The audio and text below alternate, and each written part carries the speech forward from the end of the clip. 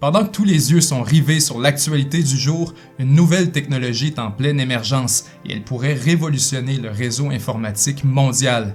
Une vaste constellation de 12 000 microsatellites, un autre des projets de Elon Musk qui s'appelle Starlink.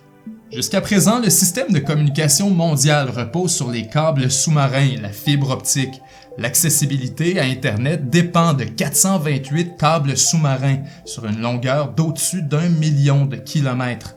La circonférence de la Terre en comparaison est d'environ 40 000 kilomètres. Ces câbles permettent de connecter les États par la mer.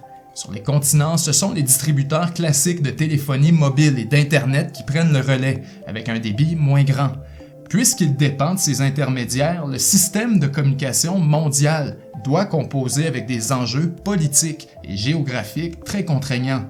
Les frontières entre les États, les gouvernements locaux, les régions plus éloignées des centres urbains, et ce ne sont que quelques exemples. Il y a encore des endroits reculés de la planète où Internet ne se rend tout simplement pas parce que l'investissement des finances publiques n'est pas considéré prioritaire, parfois pour des bonnes raisons.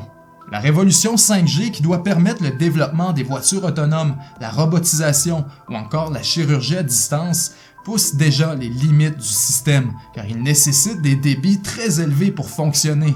Cela étant dit, avec la baisse exponentielle des coûts de mise en orbite et l'arrivée des satellites miniatures, il devient réaliste d'envisager la mise en orbite de toute une constellation de milliers de microsatellites qui prendraient le relais des réseaux actuels pour ultimement les remplacer. Déjà quelques compagnies privées, autant américaines que chinoises, ont profité de la conjoncture pour lancer de nouveaux projets. Amazon, par exemple, s'est lancé dans le secteur spatial. Mais la compagnie qui triomphe et qui domine actuellement sans conteste, c'est SpaceX, fondée et dirigée par Elon Musk, avec son projet Starlink. Les satellites de télécommunications se situent habituellement à environ 36 000 km d'altitude, une orbite très élevée. Or, le système de satellites en basse orbite que Starlink installe actuellement se situe à environ 550 km d'altitude, beaucoup plus près de la Terre. Jusqu'à présent, les coûts de lancement étaient si élevés qu'il fallait à tout prix maximiser la couverture de chaque satellite, donc on les plaçait en orbite géostationnaire, au-dessus d'un point fixe. Ça implique que la vitesse de l'orbite du satellite doit être la même que celle de la rotation de la Terre, ce qui place le satellite à 36 000 km. Seulement, plus la distance est longue, plus les délais de transmission sont élevés, ce qui rend l'Internet satellitaire généralement moins efficace. SpaceX a vu et saisi l'opportunité. Le projet Starlink a été annoncé en 2015. Il vise d'ici 2021 à distribuer un signal Internet à haut débit dans tous les endroits du monde où l'accès est dispendieux, peu fiable ou carrément inexistant. Il créerait un marché unique mondial pour tous les services de télécommunication, de la téléphonie à l'Internet, en passant par les systèmes GPS, en y intégrant en plus des centaines de millions de clients potentiels qui n'ont pour le moment toujours pas accès aux services. Le potentiel est immense. Selon l'Union internationale des télécommunications, en 2018, 45% de la population mondiale n'était toujours pas connectée à Internet. La valeur de ce marché est estimée à 1000 milliards de dollars, peut-être même trop élevée pour qu'une seule entreprise le contrôle dans le contexte des lois sur la concurrence. Après tout, en possédant les moyens de lancement, SpaceX détient un avantage gigantesque sur toute compétition potentielle. Pour Elon Musk, c'est l'opportunité parfaite pour augmenter les revenus de SpaceX et financer la colonie martienne de l'entreprise.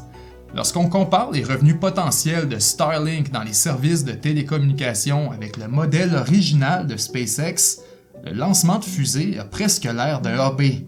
Les lancements de l'entreprise ont rapporté 6,2 milliards en 2019.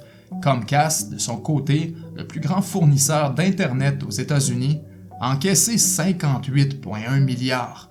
Le marché de l'Internet est beaucoup plus lucratif que celui des fusées, et fusionner les deux pourrait être la solution.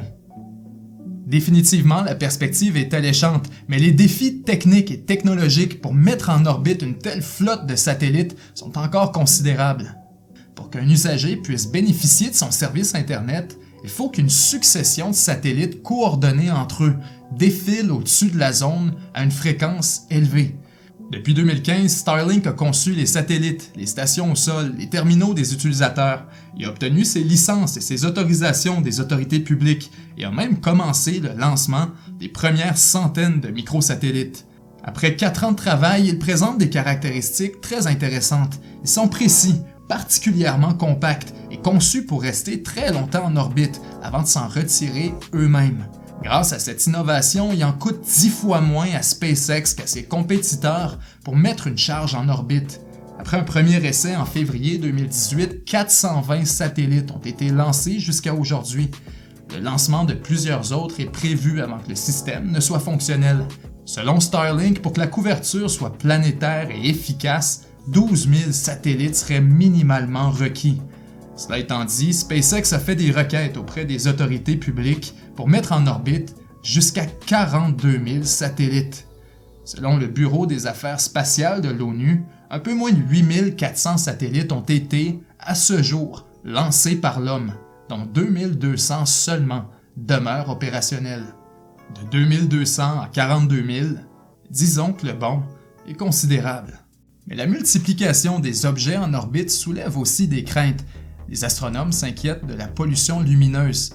La communauté internationale, quant à elle, s'inquiète du risque de collision. Et bien sûr, comme toujours, il y a aussi des enjeux géopolitiques et militaires à considérer. En 2019, l'Inde a testé avec succès un missile capable de détruire un satellite en orbite. Déjà, les États-Unis, la Russie et la Chine se sont aussi vantés d'une telle manœuvre par le passé.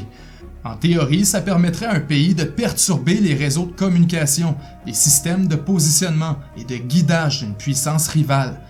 La dépendance aux technologies est d'une certaine manière le talon d'Achille des armées modernes. La marine américaine a récemment recommencé à enseigner à ses marins à s'orienter avec les étoiles afin de demeurer opérationnels dans un monde sans satellites. En fait, la militarisation de l'espace pose des défis considérables. Les États-Unis se sont carrément engagés dans la création d'une 6e branche armée, la Space Force. La Russie, de son côté, a été accusée en 2017 d'activités d'espionnage spatial. Un de ses satellites s'est approché du satellite franco-italien Athena Fidus. Il était tellement près qu'il pouvait capter les communications. Chez les chefs d'État et les chefs militaires, le mot circule. Dans le prochain conflit de grande puissance, qui contrôlera l'espace, contrôlera le monde. La Chine, à cet égard, s'est montrée préoccupée par la vaste entreprise de Starlink. Elle critique le fait que les satellites puissent survoler une foule d'États sans respect pour leur juridiction. Elle craint surtout que le système de satellites ait des visées militaires secrètes. Si l'armée américaine pouvait utiliser cette technologie, sa domination sur la scène de la sécurité mondiale serait grandement renforcée. De fait, la US Air Force a justement effectué des rapprochements avec Starlink. Grâce au programme Global Lightning, elle lui a offert en décembre 2018 un contrat de 28 millions de dollars. Starlink doit tester durant les 3 prochaines années les diverses utilisations que les forces armées pourraient faire du nouveau système de satellites. Déjà, certains projets pilotes ont vu le jour. Ils ont tenté avec succès de connecter certains des avions de la US Air Force avec le système de satellite. La connexion Internet s'est avérée considérablement plus rapide que la vitesse à laquelle la US Air Force est habituée. L3Harris a reçu un contrat de 5,6 millions de dollars pour assurer la compatibilité des terminaux militaires avec les systèmes de satellites. Lockheed Martin, de son côté, a reçu un contrat de 3,5 millions pour développer une méthode qui permettrait de passer avec fluidité d'un système de satellite à un autre. En somme, ne serait-ce que d'un point de vue militaire, le foisonnement de recherche et développement lié à Starlink change la dynamique même et bouscule l'équilibre relatif de la guerre des étoiles. Les possibilités ouvertes sont nombreuses et touchent de nombreux secteurs.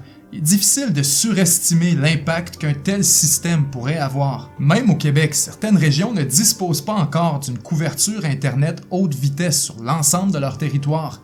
Starlink devrait arriver au Canada d'ici la fin de 2020. Est-ce que le gouvernement du Québec aurait enfin trouvé une solution à son problème de connectivité des régions? C'était Benjamin Tremblay et 7 jours sur Terre. À la semaine prochaine. 7 jours sur Terre est un média 100% indépendant financé exclusivement par les contributions de ses membres. Si vous croyez que ces capsules sont importantes, vous Vous pouvez nous aider en cliquant j'aime, en partageant avec vos amis ou encore mieux, en devenant membre exclusif pour seulement 3 $ par mois. Vous aurez ainsi accès à une tonne de contenu secret, ainsi qu'à une capsule supplémentaire à chaque semaine. Et ça, c'est sans compter que vous nous permettez de produire encore plus de contenu québécois de qualité. Le tout se fait en quelques clics seulement au 7jourssurterre.com/abonnement.